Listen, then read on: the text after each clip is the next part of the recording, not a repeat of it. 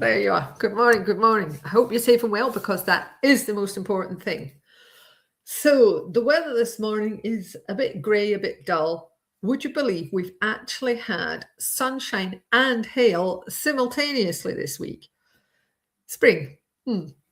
Okay, so what have we got for you today? Right.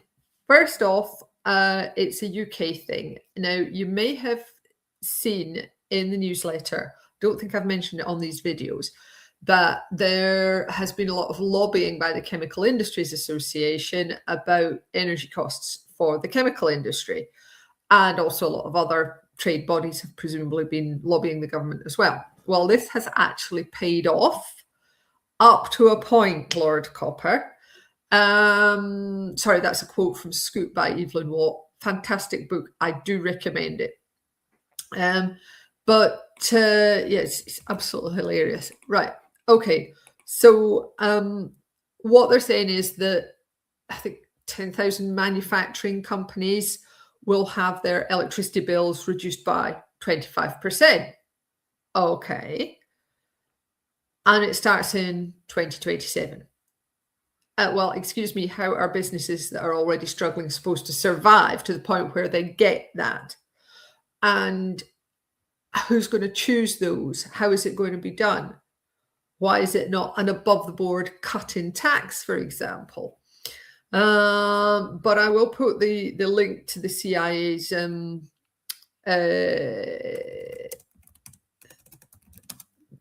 announcement.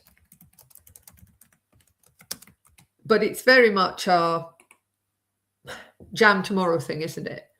And in fact, I do a little thought experiment in the newsletter today.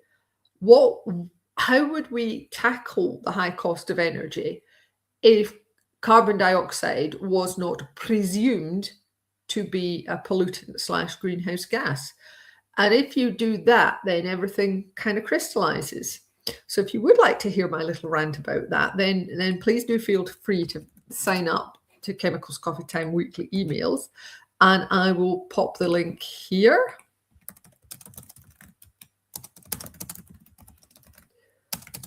Because there's such a lot in there that we can't talk about on these calls. But yes, so that's the first thing, goodish news on energy. The second thing is, it's not a rumor, it's a tip-off. Now, I'm sure you're aware that we rely heavily at Chemicals Coffee Time on people tipping us off about things.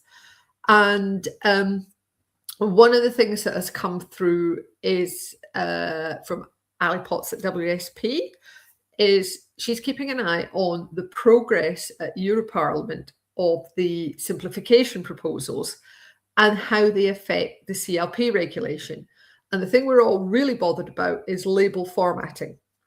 And the story so far, as I'm sure you're aware, is the European Parliament put in label format proposals which are very restrictive and will mean people's labels need to be completely redone at vast expense. Was it 2 years ago now? And they did it in the committee process called trialogue, so there was no public consultation. That came out last year. European Parliament were lobbied into the middle of next week, basically, and turned around and said, no, you can't do that. We're simplifying things, not making things worse. And they put a proposal forward saying it should just say clear and legible, and not all the business we're worried about, which is minimum font sizes, minimum spacing between font lines, the CLP label has to be a white background with black text, etc., etc. And they said, no, just make it, legible. So that went into the simplification proposals. And there was also an extension to the end of 2027 for bringing the label formatting things in. And the simplification proposals themselves are going through the European Parliament. And guess what? According to Ali, they have brought back in the dreaded format changes for labels, but only for consumer labels. Great. So the one thing where people want a pretty label, where everything's consistent along the label, is going to be forced to put the white on with the black text. And also the one area where you're likely to have small packages and you need to have space on the label to put all the information in that you're legally obliged to, yeah, that's going to be forced to have an increase in text size and an increase in the thing.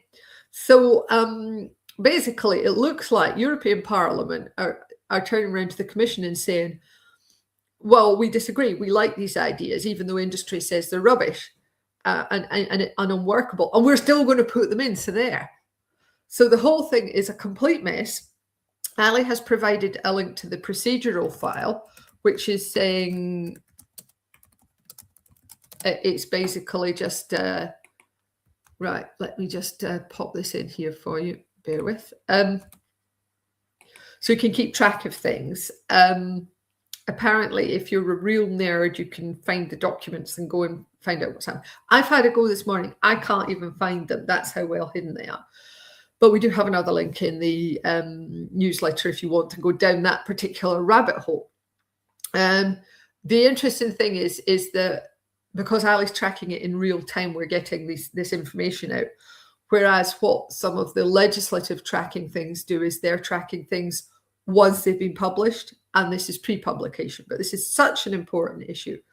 I wanted to flag it up and to say to anybody who's in the trade bodies or lobbying people about the label formatting issues, it is a vampire. It has suddenly resurrected for consumer products as a proposal.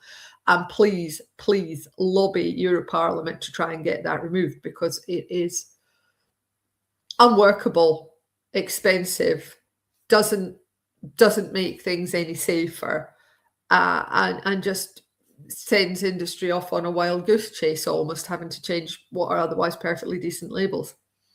Right, I will get off my soapbox, but thank you for listening. So what else have we got for you today? We've got not the 9 o'clock news, and this is Football Manager. So I'm just going to pop the thing there. So that's a nice thing to cheer us all up after we contemplate the depressing thought that the regulators and the politicians don't really understand our industry. But hey, we always knew that anyway, didn't we? So thanks ever so much for watching today, whether that's live or on catch up. Really appreciate it. And have a great weekend. Take care of yourselves. And I look forward to chatting to you again next week, if we're spared. Bye.